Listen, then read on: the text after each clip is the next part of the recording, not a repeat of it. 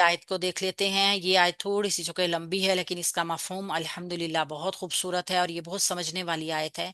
अल्लाह रब्बुल इज्जत को कर्ज की जरूरत नहीं।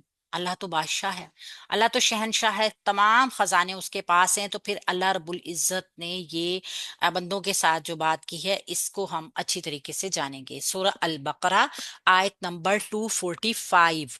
आऊज़ु बिल्लाहि मिनश शैतानिर रजीम। मन, कौन, दा, वो, अल्लज़ी, जो। अच्छा, वो वैसे वाला वाली वाले बनता है ना, तो ये वो का मफहूम इसीलिए यहाँ पे आया। कौन है वो जो युक़रिदु, वो कर्ज दे, अल्लाह, अल्लाह ताला को, कर्दन, कर्ज, हसनन, हसना। कौन है जो अल्लाह ताला को कर्जे हसना दे? फयुदाइफुहु, फयुदाइफहु, सो वो बढ़ा चढ़ा कर दे उसको, लहू, उसके लिए, अदआफन, कई, कसीरतन, गुना, कई गुना उसको बढ़ा कर दे। सो वो उसको बढ़ा चढ़ा कर उसके लिए कई गुना कर दे। वल्लाहु, और अल्लाह ताला ही, यकबिदु, तंगी करता है, व यबसुतु, और वो कुशादगी पैदा करता है, व इलैहि, और उसी की तरफ, तुरजाऊना, तुम सब लौटाए जाओगे। यहाँ पे अल्लाह रब्बुल इज्जत ने जो बताया है कि कौन है अल्लाह ताला को कर्ज दे, यानी वो अच्छे अच्छे तौर पर अल्लाह ताला को कौन, अल्लाह ताला को कर्ज दे, जो अल्लाह ताला उसके कर्ज को बढ़ा चढ़ा कर उसके लिए कई गुना कर दे। अल्लाह ताला ही तंगी और कुशादगी पैदा करता है और उसी की तरफ तुम लौटाए जाओगे। पहले हम इसको ग्रामेटिकली एनालाइज करते हैं। मन, यहाँ पे मन से जुमला शुरू हो रहा है और ये मन है इस्तफहाम। मन इस्तफाम है। चूंकि आ और हल दो हरूफे इस्तफाम हैं और उसके अलावा कुछ अस्माए इस्तफाम है, ये इसम इस्तफाम है, इसम है। ठीक है। मन कौन है? रा, जो, अल्लाजी, वो जो। रा चूंकि मुजाफ बनेगा और अल्लाजी इसका मुजाफ अला बन के मुरक्कब इजाफी बनेगा। ठीक है, यहाँ पे ये मुरक्कब इजाफी बन जाएगा, वो जो।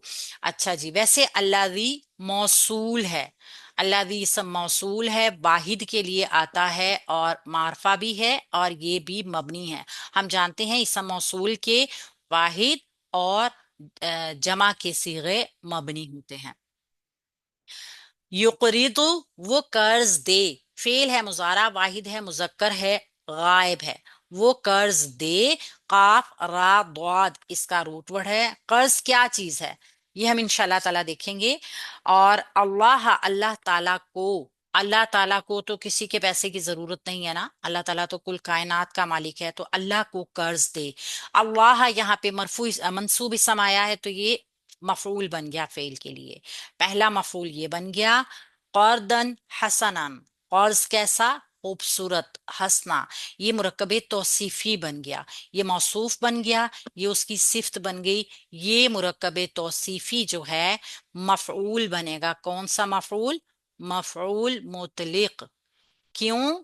क्योंकि आप देख रहे हैं यक़रिदु, इसके मफूल की शक्ल और रूट वर्ड और इसके फेल का रूट वर्ड सेम एक ही है, लिहाजा ये मफूल मुतलिक होगा।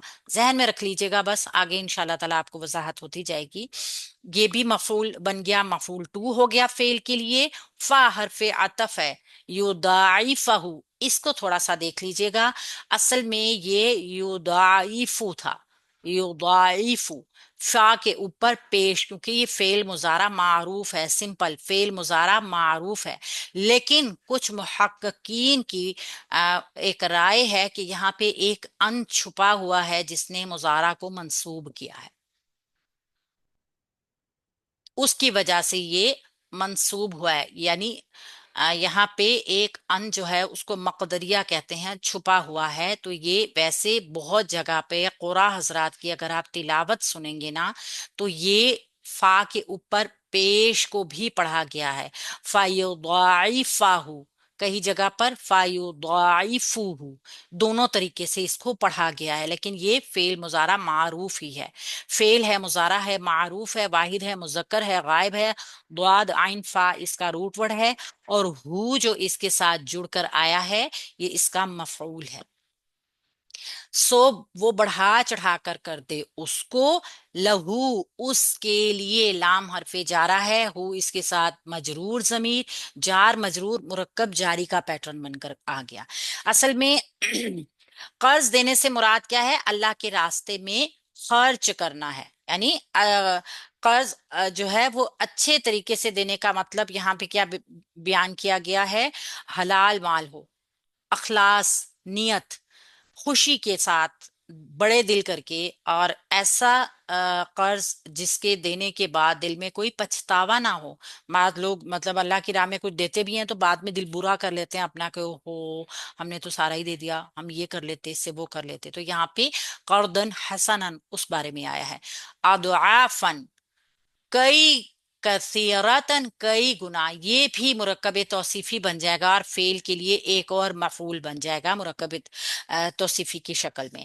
تو یہ بھی جو ہے وہ یہاں تک ایک جملہ مکمل ہوتا ہے۔ یہاں پہ جب ہم جوڑیں گے جملے کو تو یہ والا جو مفعول ہے نا یہ اس کے لیے آیا ہے، اور یہ بھی مفعول کون سا ہے آپ دیکھتے سکتے ہیں، ضاد عین فا اس کا روٹ ورڈ بن رہا ہے جو فعل ہے، اور ضاد عین فا اس کا روٹ ورڈ بن رہا ہے جو مفعول ہے، تو یہ بھی مفعول لہو ہے، سوری مطلق ہے، مفعول مطلق ہے، کیونکہ اس کے روٹ ورڈز اور اس فعل کے روٹ ورڈز سیم ہیں۔ یہاں پہ بتایا گیا کہ اللہ رب العزت کو قرض حسنہ دینی ہے، تو یہ صفت اور موصوف ہیں دونوں، اضعافن کثیرتن۔ واللہ واو حرف عطف ہے، اللہ مبتدا، مبتدا بنے گا کیونکہ مرفوع اسم آ گیا، جملہ اس سے شروع ہو رہا ہے حمزہ لام ہا روٹ ورڈ کے ساتھ۔ یقبض وہ تنگی کرتا ہے، فعل مضارع واحد مذکر غائب، قاف با ضاد اس کا روٹ ورڈ، اس کا فاعل باہر ہو سکتا ہے اگر مرفوع ہو، نہیں تو پھر اس کے اندر ضمیر فعل با فاعل بن رہا ہے۔ وا حرف عطف، یبسطو یہاں پہ جو سواد ہے اس کے اوپر سین بھی آ رہا ہے، یعنی کہ یہ وہ حرف ہے جس کو دونوں طریقے سے پڑھا جا سکتا ہے۔ اگر آپ سین پڑھتے ہیں وہ بھی ٹھیک ہے، اگر آپ سواد پڑھتے ہیں وہ بھی ٹھیک ہے، دونوں طریقے سے ہی اس کو پڑھا جا سکتا ہے۔ میری آواز آ رہی ہے؟ جی جی آ رہی ہے۔ جی الحمدللہ، آ رہی ہے میم۔ ٹھیک ہے۔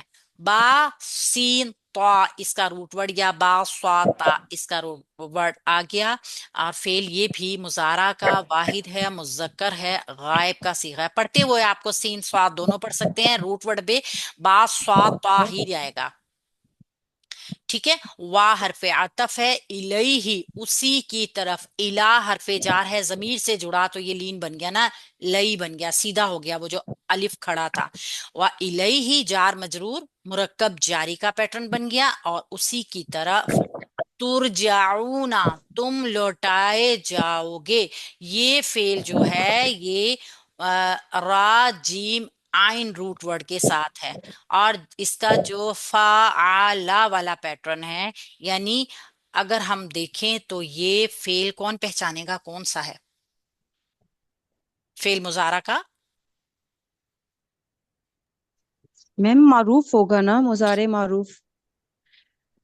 فعل مضارع معروف کیسے ہوگا؟ کیونکہ آئین کلمہ کے اوپر تو پیش آ رہی ہے نا، زبر نہیں آ رہا۔ اچھا، را جیم آئین روٹ ورڈ، را جیم آئین، آئین کلمہ کون سا ہوا؟ جیم والا جیم کے اوپر یہاں جیم کیا ہوگا، ہے؟ زبر کے ساتھ ہے، پیش زبر ہے، یس مجبور میم ہے۔ زبر ہے، زبر ہے، ٹھیک ہے، تو اگر زبر ہے، مجبور ہوگا، ہاں فعل جی، جی فعل مضارع کے پہلے حرف کے اوپر پیش آ گئی اور ہاں آئین کلمے کے اوپر بھی زبر آ گیا زبر آ گیا۔ تو مجہول ہو گیا، پکی علامت ہو گئی نا۔ پہلے ہم نے صرف پیش کو دیکھا، لیکن جب ہم نے را جیم آئین روٹ ورڈ پہ دیکھا کہ آئین کلمے کے اوپر زبر آ رہی ہے، تو اب یہ فعل لازمی طور پر مجہول ہے، یہ فعل مضارع مجہول ہو گیا، جمع مذکر حاضر ہو گیا، ٹھیک ہے۔ یہ فعل با فاعل ہوگا، چونکہ اس کا فاعل تو نہیں ہوتا، نائب الفاعل ہوتا ہے جو اس کے اندر ہی ہوگا۔ تو یہاں پر ہم نے دیکھا کہ اللہ رب العزت کو قرض دینے کے لیے ابھارا جا رہا ہے لوگوں کو. یعنی اللہ جو یدعف لہو اضعافا کثیرتن، اللہ تعالیٰ اس کے لیے اس کو بڑھا کر بہت حصے کر دیں گے. یعنی اللہ تعالیٰ اس کے لیے اس کو کئی گنا بڑھا دیں گے. اس بندے کے لیے جس نے اللہ رب العزت کو نیک نیتی کے ساتھ کچھ اللہ کی راہ میں دیا ہوگا، اللہ تعالیٰ اس کو بہت سارا ثواب عطا کریں گے. ظاہر ہے اللہ رب العزت کو کسی بھی چیز کی ضرورت نہیں ہے. اللہ تعالیٰ تو سب کو دینے والا ہے. اللہ سب کا داتا ہے. اللہ کو کسی سے کوئی چیز مطلوب نہیں ہوتی. ہم کوئی بھی عمل کرتے ہیں نا، وہ ہمارے اپنے لیے. اللہ رب العزت کی مخلوق ہے ہم. اللہ ہم سے پیار کرتا ہے. اللہ کو ہماری جو ہے وہ آگ میں جلنا برداشت نہیں ہے. اسی لیے اللہ رب العزت نے ہمارے لیے قاعدے قانون بنائے، حدود مقرر کی، تاکہ ہم ان حدود سے باہر نکل کے نافرمانی نہ کریں، کیونکہ سزا کے مرتکب نہ ہو جائیں. تو اللہ رب العزت کو کسی چیز کی ضرورت نہیں ہے. وہ شہنشاہ ہے، وہ بادشاہ ہے. تمام چیزیں اس کے تسلط میں ہیں. ہم سب اس کے جو ہیں غلام ہیں، اس کے بندے ہیں. تو اللہ رب العزت جانی قربانی کی دعوت کے بعد پہلے تو وقاتلوا فی سبیل اللہ ہی آیا ہے نا، اب یہاں پہ مالی قربانی کی دعوت ہو رہی ہے. یہ ایک دعوت ہے. یعنی اس کے لیے جو اسلوب اختیار ہوا ہے نا، وہ دیکھیے کتنا مؤثر ہے. کہ ایک تو سوال کا انداز، جملہ شروع ہو رہا ہے کون ہے جو اللہ کو قرض دے، اللہ کو قرض دینے کے لیے آگے بڑھتا ہے. یعنی کہ یہ غایت جو بتائی جا رہی ہے نا، یہ ایک شوق دلایا جا رہا ہے. یعنی کہ اگر جب آپ کو یہ کہا جائے نا کوئی بہت بڑی شخصیت ہے اور اس کے لیے تم نے ایک چھوٹا سا کام کرنا ہے، ہر کوئی بھاگ کے جائے گا کہ میں اس شخصیت کے دل میں اپنی جگہ بنا لوں، کیونکہ یہ تو میرے اختیار میں ہے، اور وہ شخصیت کہاں اور میری کیا اوقات. تو اللہ رب العزت کی طرف سے یہ سوالیہ انداز جو آیا نا، یہ ایک تو شوق کو ابھارنے کے لیے آیا ہے. اور یہ بہت ہی مطلب مؤثر انداز ہے کہ اللہ کی راہ میں خرچ کرنے کو قرض دینے کی تعبیر ہو رہی ہے. قرض، جب ہم کسی کو قرض دیتے ہیں نا، تو قرض دار کے ذمے واجب ہو جاتا ہے کہ وہ ہمارا پیسہ واپس لوٹائے گا. یہ اس کی ذمہ داری بن جاتی ہے. اور یہاں پر رب کریم کا کتنا بڑا احسان ہے کہ جو مال اس نے اپنے بندوں کو خود دیا ہے. یعنی ہمیں مالک بنانے والا ہمارے مال کا اللہ تعالیٰ ہی ہے. ہمارے پاس کوئی بھی چیز ہمارے کسی بھی عمل کی وجہ سے نہیں ہے. یہ اللہ رب العزت کا احسان ہے کہ اس نے ہمیں ان چیزوں کا مالک بنایا ہے. اور پھر ہمیں مالک بنانے کے بعد اپنی ہی راہ میں خرچ کرنے کے لیے وہ کہتا ہے، تو اس کو اپنی ذمہ داری کا قرض ٹھہراتا ہے. یعنی اس کی واپسی اپنے ذمے واجب الادا قرار کرتا ہے.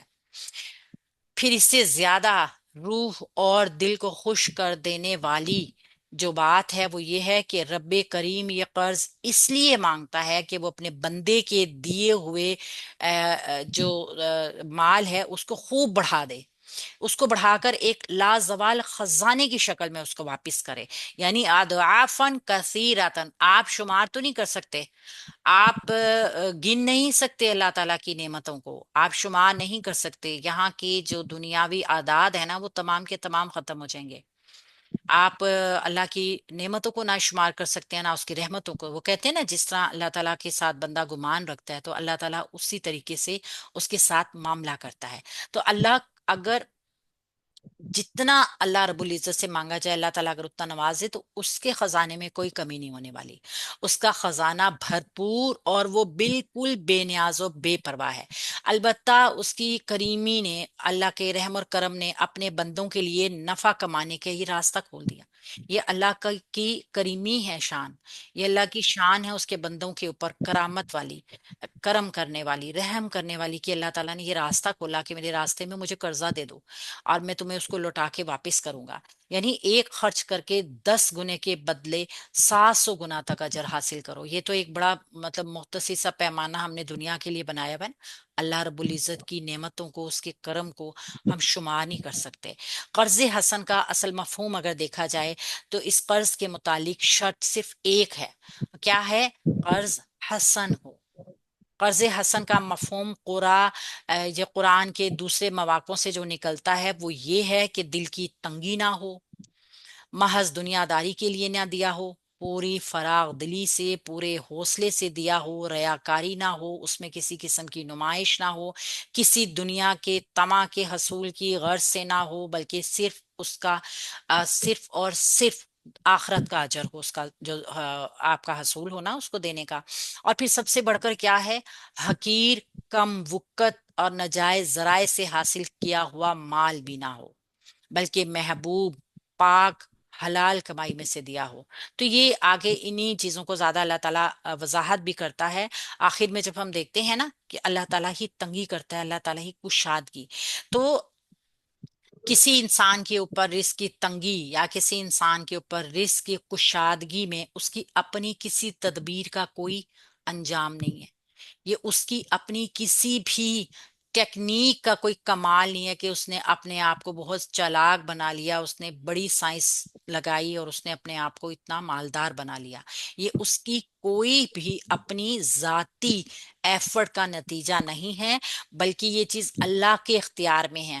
اس وجہ سے اگر وہ اپنا مال اللہ سے ہی بچا لے گا، چھپا لے گا، تو اس کے معنی یہ ہوئے کہ وہ دینے والے سے ہی چھپا رہا ہے، تو اس کے تو قبضہ قدرت میں سارا کچھ ہے، وہ چھین بھی سکتا ہے۔ اور پھر الیہ ترجعون میں جو ہے نا کہ آج اللہ سے منہ چھپانے والے، یعنی قرضہ نہیں دے رہے ہیں اللہ کو، اپنے قرضہ حسنہ نہیں دے رہے ہیں، اللہ کی راہ میں مال خرچ نہیں کر رہے ہیں، تو یہ نہ بھولیں کہ کل اسی رب کے سامنے جا کے کھڑا ہو جانا ہے جس نے تمہیں ان نعمتوں کا مالک بنایا۔